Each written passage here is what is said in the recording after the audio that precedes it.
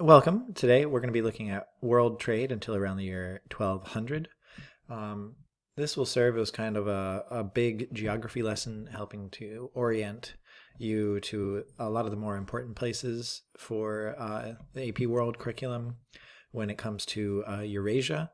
So we'll be looking at the Silk Road, the Indian Ocean Sea Trade, the Trans-Saharan Trade, and the Mediterranean. And also looking at why this happens and the impacts that this has on different groups within Eurasia. These are camels. So trade, trade is still a hot political issue today. While most mainstream economists and politicians support trade and argue that trade makes us all wealthier and happier than otherwise because we have access to a huge variety of goods from all over the world, thanks in part to modern shipping technologies like these huge container ships here. Each of these little boxes is basically the back of a semi-truck. So yeah, that's a lot of stuff there. On the other hand, both groups on the left and the right are highly critical of trade. On the right, nationalist groups argue that international free trade can harm workers and take away the rights and the autonomy of individual nation states. Donald Trump's criticism of NAFTA is a good example of that. On the left, socialists argue that free trade is just a way for capitalists to exploit workers from all countries. And also developmental economists have argued that in some cases global trade can actually trap some developing countries in kind of a poorer status because they're unable to establish their own industries since they have to compete with global powerhouses like the United States. So anyway, this is all just to point out that trade is a controversial issue and that it has clear and important costs, but also important benefits. And this was the case back in the Middle Ages as well. So on the one hand, the rise of TransRegional Trade allowed for much greater access to luxury goods among elite classes. So for example, we have fragments here of a Roman mural showing a aristocratic family draped in silk. On the other hand, TransRegional Trade also led to the rise of long-distance slave trades, including slaves being taken from Eastern Africa and also from Eastern Europe by the Vikings, many of which were then shipped to the Middle East as their final destination for use as agriculture, but also as for household servants, stuff like that. So our big question for the day is, was trade beneficial for the average European person? Or not European, Eurasian person. So the average Eurasian person would have been a farmer. About 85% of people living in Eurasian states farmed, and Eurasian states made up the vast majority of the population within Eurasia. So whether you're a peasant working in northern France or along the banks of the Euphrates in Mesopotamia, or the Indus River Valley in the Indian subcontinent, or the Yellow River in northern China, you have a fairly similar life that involves working most of the year to raise a few staple crops, wheat in the West, rice in Southeast Asia, in southern China. And so you work all year, you raise as much of this crop as you can, hoping to avoid crop failures. And at the end of the year, you then pay a significant portion of your total produce in taxes to local elites, leaving you with barely enough to survive the winter and repeat the process again. stunning poverty is more or less the norm for the average Eurasian farmer during this time period. So if we think about whether or not trans-regional trade is going to help these people, we have to think, well, what do these people actually need? So life for a farmer could be made better in a number of ways. One of the big ways that they could be helped is by the introduction of new crops. Any new strain of rice or wheat or other staple crops, like eventually potatoes, that's after this time period, that can increase yields will be readily adopted, barring some superstitions, and will allow for peasants to produce more food and to have better chances of surviving and thriving in this uncertain world. Another thing that can help peasant to increase their standard of living is access to markets. So if there's a trading city or a fair near you where you can sell your extra produce and exchange it for manufactured goods from cities, that can be a big deal, especially if this allows you to get your hands on better tools. Especially iron tools for plowing can make a huge difference in a peasant's ability to produce more food. So as far as luxury goods, they're basically completely off the table.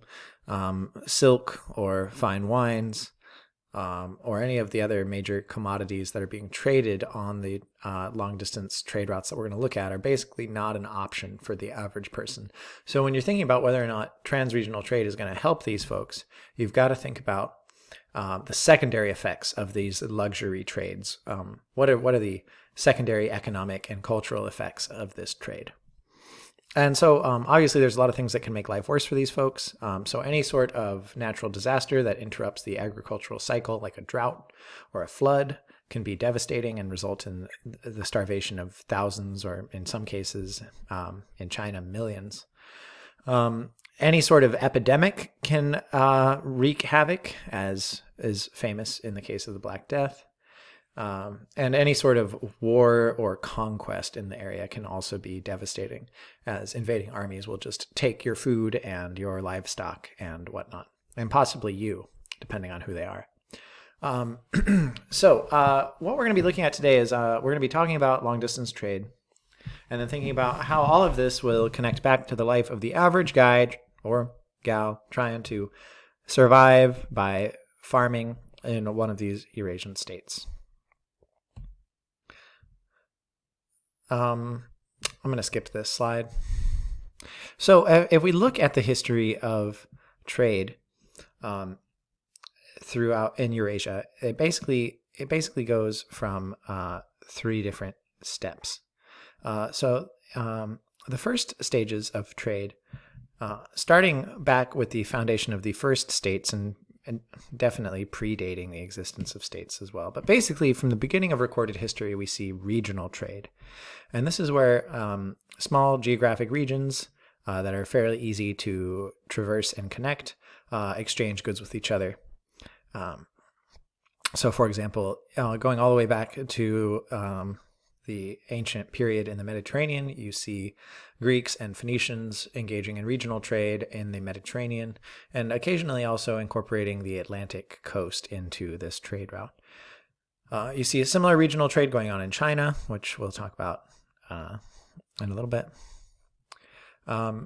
It's around 200 BCE that the next step occurs, where these isolated regions like China or the Mediterranean or the Indian subcontinent begin to establish serious trade routes connecting the regions together. And all trans-regional trade means is that the trade is going between different regions.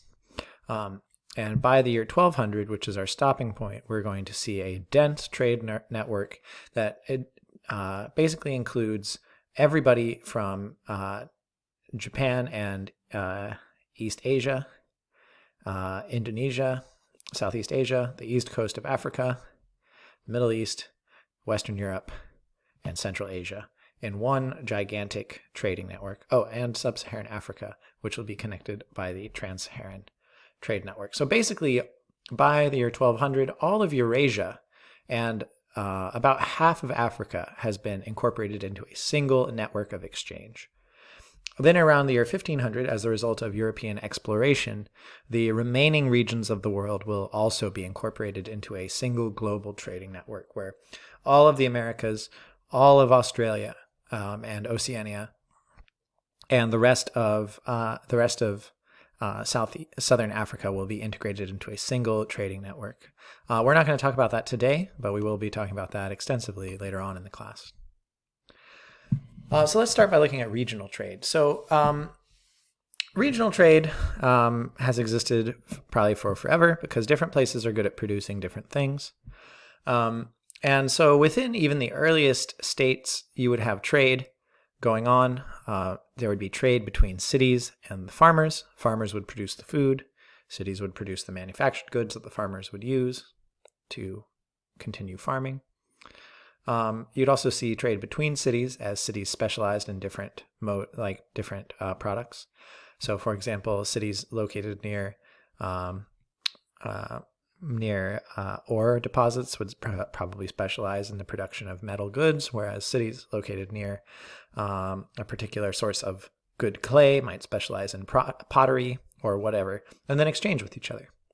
One particularly important form of regional trade, though, was the trade that went on between the settled farming states, sometimes known as civilizations, and the nomadic pastoral groups that existed on the edges of pretty much all of these settled states. So Mongols to the north of China, Berbers and Bedouins in the desert regions of North Africa. Also in like shepherds, people living kind of at the edges of European states.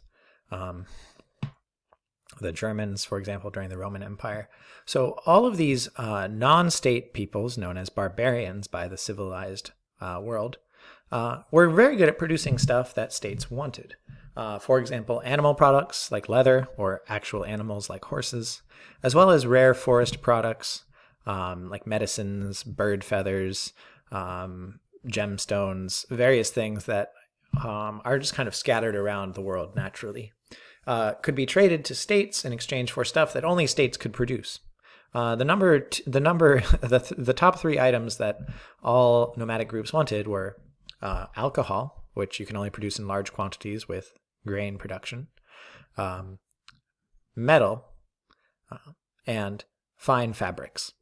I don't know what the rank order there would be, but wine, steel, and silk are the three big things that nomadic peoples are looking for, and they're willing to trade basically whatever else they have for these things. So you get a pretty substantial trade going on in all of the civilizations between the civilized states and the nomadic peoples living at the edges of these states. And this results in a sort of love-hate relationship because the two groups come to depend on each other for basic commodities, but they also distrust each other, and every once in a while they go to war with each other. And oftentimes it's actually the pastoral nomads who come out on top because of their greater mobility and the fact that states don't actually know how to, you can't really invade a nomadic group because they can just leave. We see all this play out in very clearly in China, but I actually don't want to go into it just for the sake of time. But the relationship between the farming Chinese cultures of the central Chinese plain and then the nomadic peoples who include the Mongols, you see this sort of trading relationship develop very clearly in the region centered around China. So that's regional trade. So trade between cities and farmers, and then trade between civilizations and quote-unquote barbarians.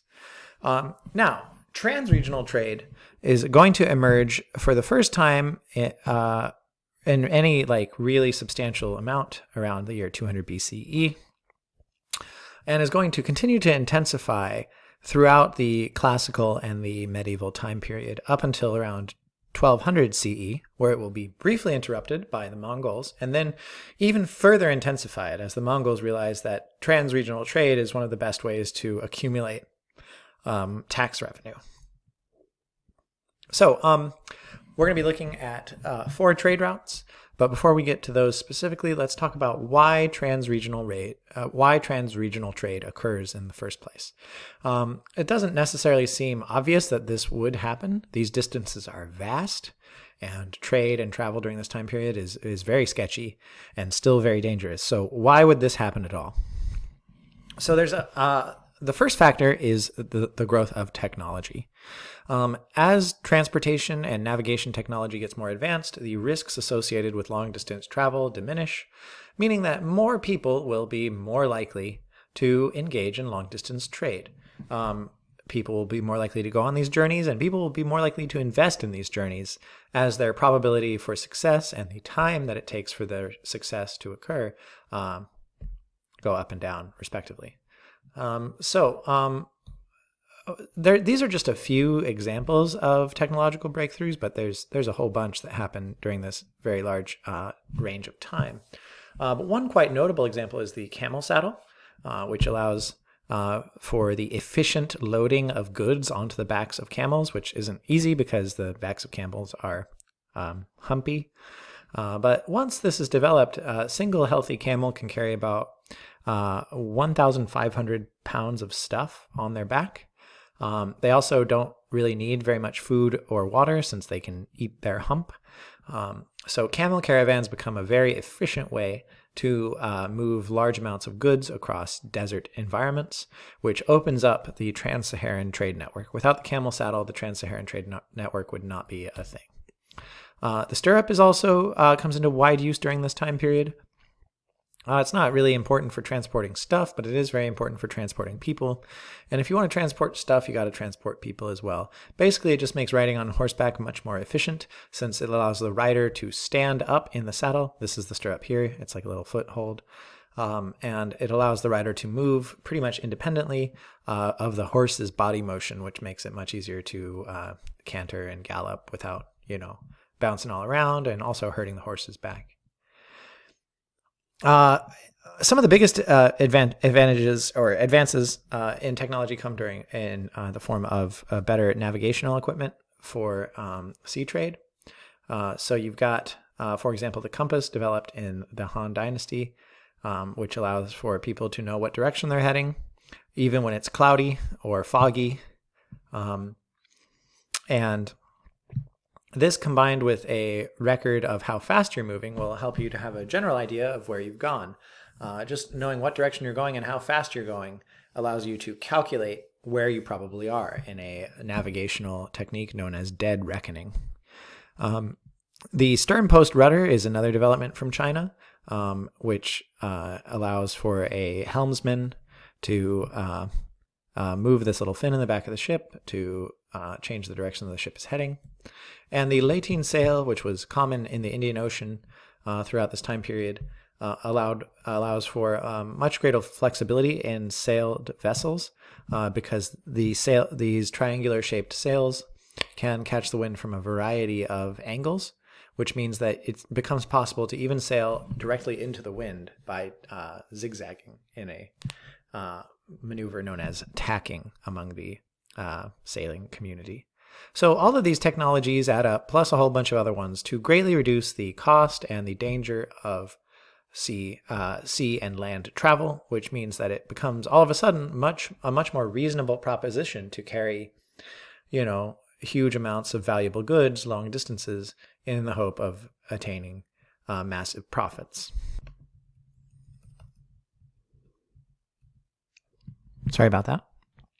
So the next major factor that leads to the rise of transregional trade, besides technology, is the rise of powerful empires. And for a variety of reasons, these large empires seek to encourage trade and also just kind of inherently make trade safer. So at a couple different points during the classical and medieval period, large parts of Eurasia are dominated by just a handful of powerful and stable states. So here's a map of Eurasia around the year 1 AD. So you've got the Roman Empire dominating North Africa, Western Europe, and parts of the Middle East. And from there, you've got the Parthian Empire and the Kushan Empire dominating Persia and parts of Central Asia. And then from there, it's not that far to the western outposts of the Han Dynasty. And so it's possible for trade to occur along this route, and for most of that trade to be under the protection of one of these major empires. In the Middle Ages, or sometimes known as the post-classical era, a similar state of affairs emerges. While Western Europe is kind of a mess, you can travel pretty much from travel pretty much from Greece through the Byzantine Empire into the Umayyad Caliphate, and from there, you probably wouldn't travel. You'd probably just like trade here and then keep going. And then from there, travel through the Umayyad Caliphate almost all the way to the western outposts of the Tang Dynasty. And so in both of these cases, it's possible for trade to occur under almost the constant protection of these rather powerful empires. So states seek to encourage this trade in a number of ways. And the main reason they do this is because states are always hungry for tax revenue. And trade is one of the easiest things to tax. You build a road or a bridge or a port, and anybody who comes in or wants to cross or whatever, you stop them, you see what's in their wagon or their ship, and you take a cut for the king. It's easy as that. And if they don't like it, then they can use somebody else's road, which is usually not an option. So by constructing customs duties, this allows states to supplement their tax revenue, which is crucial for the continuing health and expansion of empires. States are able to encourage trade in a number of ways. One is by investing tax money in building infrastructure. So for example, the Roman Empire was quite famous for the construction of roads, largely for military purposes, but they also had a secondary benefit of helping to support trade. Also, the construction of government currencies helps to facilitate trade among people who don't know each other. Because while you might not trust this person or even speak the same language as a person, you can all understand the language of silver and gold. And last of all, by constructing rules and norms around the whole trading process, it makes it easier for large groups of people to engage in commerce. For example, no killing people, no stealing stuff. Those are great rules that help to encourage people from all over the place to work together to make as much money as possible.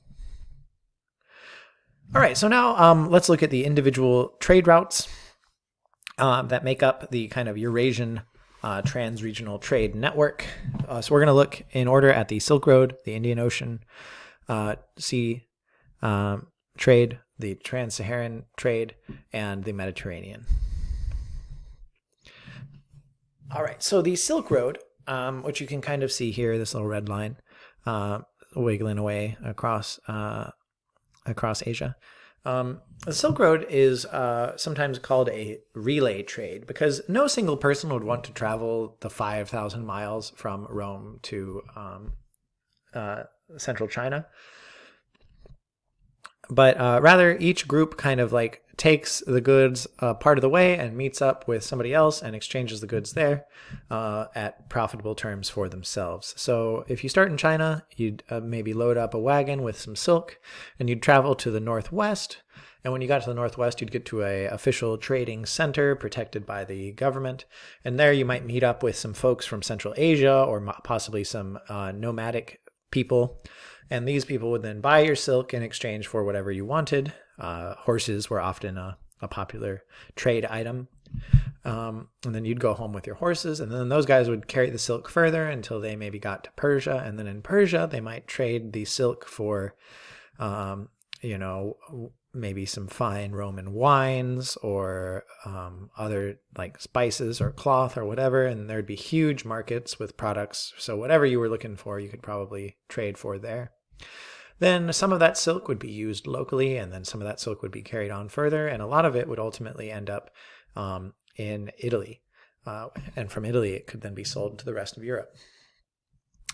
So that's the Silk Road, kind of a relay exchange. Also, India does occasionally get in on this as well.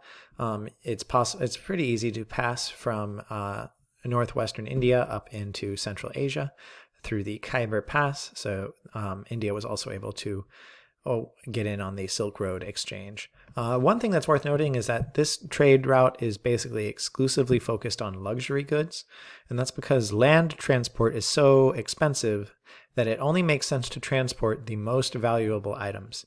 So you're not going to see the exchange of like food or raw metals or other raw materials on the Silk Road. It's only the finest goods: silk, gold, books, fine weapons, stuff like that. Now, the Indian Ocean route is a little different. Because it's a sea route, it's actually possible to transport bulk commodities as well as luxury items. Just simply because sea travel is like 1,000 times more efficient by weight than land travel. So the Indian Ocean is kind of an incredible melting pot that brings together very different geographic and cultural regions. So in the west, you've got the Swahili coast, which is kind of a cultural region of different independent city-states that function as kind of gateways into southern Africa.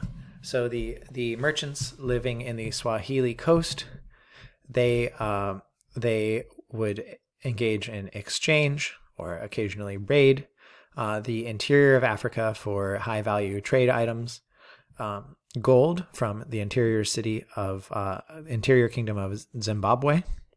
Also rare kind of gathered goods like elephant tusk, rhino horn, various exotic furs that you could only get from Africa. And unfortunately also slave raids were quite common as well. And then from Kilwa, merchants from India and the Middle East would sail down and engage in trade with the merchants on the Swahili coast and bring them goodies from the Middle East that they couldn't produce locally. So these would be like fine fabrics or fine wines or fine spices, stuff like that. From there, the Middle East was also highly integrated into the Indian Ocean sea trade because of the Red Sea and the Persian Gulf that allowed them. So you could basically sail straight from Baghdad to the Indian Ocean, and then from there it was quite easy to get to India. India was a center of production for lots of the goods that made this whole trade worth it. High quality cotton, lots of fancy spices, gemstones, stuff like that. Down here in Southeast Asia, let me move my thing a little bit. Down here in Southeast Asia, you see the rise of some fairly wealthy and powerful kingdoms, mostly as a result of trade. The most famous example is the Srivijaya Empire, or kingdom. I don't know which one it is. And what makes Srivijaya so powerful for a while is its ability to control this strait here, the Strait of Sumatra, which funnels kind of all of the trade in the Indian Ocean through this small point where from their city of Malacca, they could control the trade and tax the trade. And so then from Malacca, you could sail through the South China Sea up to the ports of China and all the way to Japan if you felt the need to do so. So that is the Indian Ocean trade. So on the Indian Ocean trade, you see a lot of luxury goods being traded, silks and spices and stuff like that. But you also see a lot of commodities being traded. So stuff that actually could possibly impact the well-being of individual kind of average people. So like if there's a shortage of grain in one place, grain will be imported from other parts of the Indian Ocean to meet that demand. Our third big trade route is the TransSaharan Trade, and this one is interesting because it involves some of the most grueling possible physical tasks you can imagine. To cross the Sahara Desert from Tunisia down to Ghana is about an 80-day journey on camel. And I personally cannot imagine an 80-day journey, much less one that involves traversing a desert with the possible risk of bandits attacking you as you go. But the profits to be made on this trade route were so vast that people were willing to undertake this journey. The engine driving this trade was the existence of substantial gold fields down here in sub-Saharan Africa, where the kingdoms of Ghana, Mali, and the Songhai all exist kind of one after another. And they export gold as well as salt and slaves and other items. But gold is the main one. From sub-Saharan Africa across the Sahara Desert to the Mediterranean in exchange for manufactured luxury items from Europe and the Middle East. So stuff like cloth, glass, wine, etc. You could probably even get your hands on some silk if that's what you were looking for, that sort of thing. And then last of all, you've got the Mediterranean. The Mediterranean's not really a trans-regional trade route, since historically the Mediterranean has functioned as a region in itself. But it is an important trade route during this time period. One thing that's interesting about the Mediterranean is that it acts as kind of a dividing line between two cultures. In the north, you've got the Christian European states, and in the south, you have the much wealthier Islamic states that were originally controlled by the caliphates and then kind of fragment into smaller states as time goes on. So there's a lot of exchange going on in the Mediterranean. Once again, because it's a sea route, you can exchange basic goods like grain and olive oil and stuff like that. But you also see the exchange of fine manufactured goods. A lot of this exchange is fine manufactured goods coming from the Middle East and gold and silver flowing from Europe into the Middle East. Just because Middle Eastern states were wealthier and had more advanced kind of urban culture for most of the Middle Ages. Also, the Vikings do get in on trans-regional trade for a little bit. The Vikings from Scandinavia. They raid along the European coast, but their most important contribution to trade was actually by sailing up the rivers of Eastern Europe. And the Viking longboats were such that you could actually get out and unload them and carry them from river to river. So you could sail up this river and get out, and then get on this river and keep going. And eventually the Vikings develop a trade route that goes all the way from the Baltic up the rivers and then down the rivers to the Black Sea, allowing them to trade directly with Constantinople. And the major product that they supply to Constantinople is slaves from Eastern Europe. And in fact, that's where the word for Eastern European people and languages, Slavs, or the Slavic languages, comes from, is that the Vikings originally regarded all of the people living in this Eastern European area as potential slaves to be captured and sold in the markets of Constantinople. So anyway, that's a fun fact. So that's the Mediterranean. Now, so what are the impacts of all of this? So we're going to look at the economic impacts, political impacts, cultural impacts, and then other stuff. So first of all, and most obviously, these trade routes increase the amount of luxury stuff that the average elite person living in Eurasia has access to. Rich people in Rome can wear silk. Rich people in China can sample Roman wines or look at art from the Middle East, cut their fruits with fine steel from Damascus. So all of these beautiful trade items, these high-quality luxury goods, are now available throughout Eurasia for the right price. Unfortunately, that price is way higher than the average person could ever possibly imagine. Now, another thing that happens is, in an effort to keep up with the increasing demand for luxury items, is you see a shift towards greater production in a sort of plantation model, where large landowners shift from start producing large quantities of cash crops. So in China, you see the increasing emphasis on silk production, and some farmers living in ideal conditions with access to markets stop growing food altogether and just produce silk. In India, you see people start focusing on producing large quantities of pepper. And in the Middle East, you see large-scale production of sugarcane. Plantation agriculture usually is most beneficial to larger, more wealthier landowners, because they're the ones with the knowledge and the money and the access to the markets to make money off of this stuff. Whereas smaller farmers, like small family farmers, are oftentimes not capable of taking advantage of these opportunities. You see the rise of new cities in places where you wouldn't expect them. So, for example, the oasis trading centers in Central Asia, the Swahili city-states on the coast of Africa, and Malacca in on the Malaysian peninsula are all examples of cities that exist primarily as trading hubs.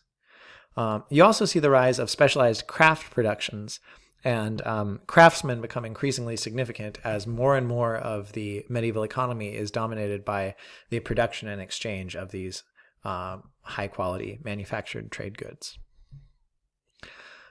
Politically, you see the rise of a number of new kingdoms that are basically just centered on trade. And if the trade didn't exist, these kingdoms probably would not exist either. So in Southeast Asia, you've got the kingdom of Srivijaya, which I already mentioned. For a while, you see Central Asia and most of Persia unified under a large empire known as the Khwarazm Empire. And you wouldn't normally think of Central Asia as being a place where you would expect to find a strong state, because they don't really have a lot of agriculture, that being generally a pretty dry and rugged place. But because of the Silk Road, a state is able to emerge and dominate this region.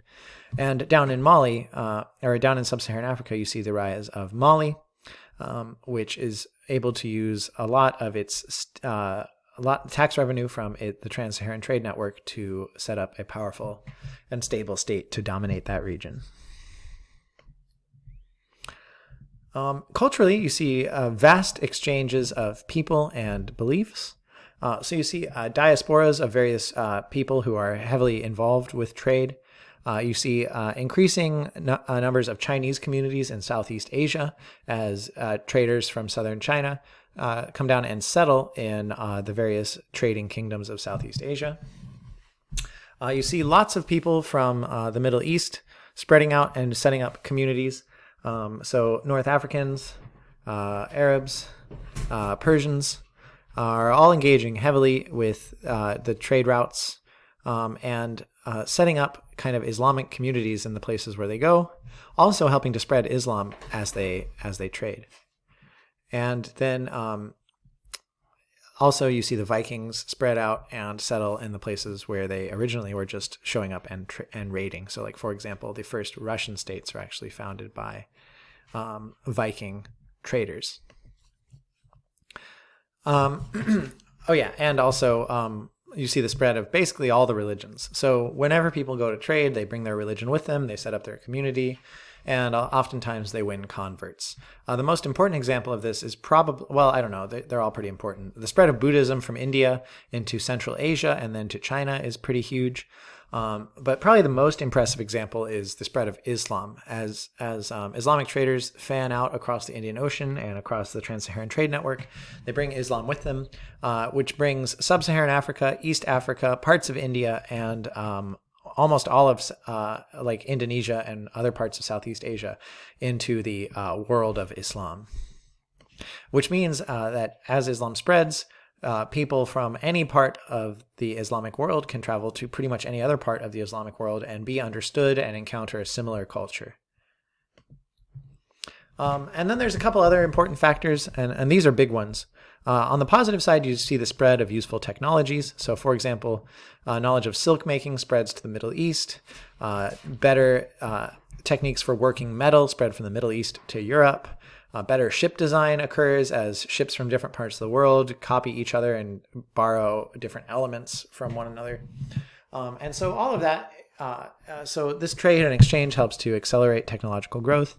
On the other hand, when people move around, they don't just bring technologies and goods and beliefs with them, they also bring diseases with them. And so the most famous example of epidemics caused by global Eurasian trade, not global trade, Eurasian trade, is the bubonic plague, which at first arises in the late Roman Empire, largely because of the Silk Road being introduced from Central Asia. This is also associated with the plagues of Justinian that helped to severely weaken the Byzantine Empire. But you see this again in the 1300s, a little bit after our time period, as a result of the Mongols integrating Europe and China back into each other, into a single trade network. On top of this, there's lots of other diseases.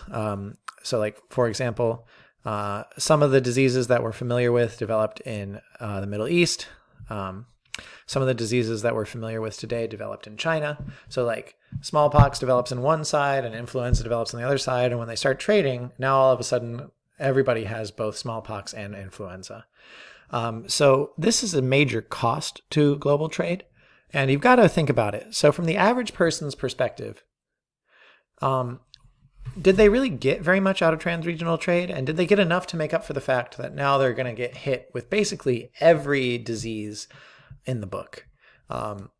Children living in Eurasia are going to be faced with a whole onslaught of diseases. That's going to result in only about half of kids surviving to adulthood, because not only do they have to deal with the normal risks of peasant life, but also severe serious diseases like influenza and smallpox and the plague and chickenpox and other stuff like that. So anyway, I'd encourage you to think about the positives and negatives. Thanks for listening, and I look forward to hearing what you guys have to say in the discussion.